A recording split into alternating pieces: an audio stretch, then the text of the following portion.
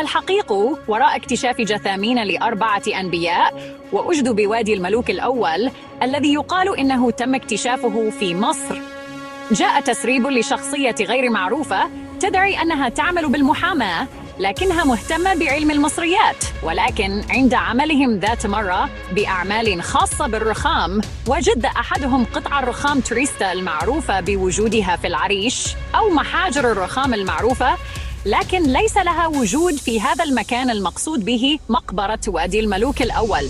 أشار إلى أنه ممنوع الكلام عنه.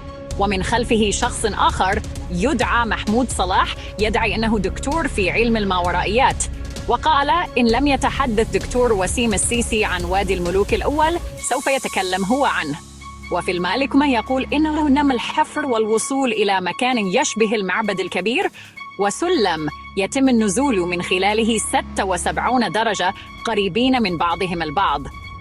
ويوجد توابيت لجثامين لأربعة أنبياء بأجسادهم يكاد يكونوا مدفونين الآن وليس مثل المومياوات، وأنه يوجد كنوز من السبائك الذهبية والتماثيل المصنوعة من الذهب وتوابيت أخرى يتعدى عددها 15 تابوتاً لشخصيات غير معروفة، وإن الأربعة أنبياء بينهم نبي مشهور جداً، وهناك كنوز أخرى مثل الألماس والماس وحجرات كبيرة يوجد بها يورانيوم، وإنه مات من قام بالدخول إلى هذه الغرف المشعة أو المليئة بالمواد المشعة. لكن الحقيقة أن كل هذه كذباً كبيرة، ولا يوجد شيء اسمه أدي الملوك الأول، ولا صحة لتداول هذه الأخبار، ولا يوجد توابيت للأنبياء ولا غيره من هذه الترهات.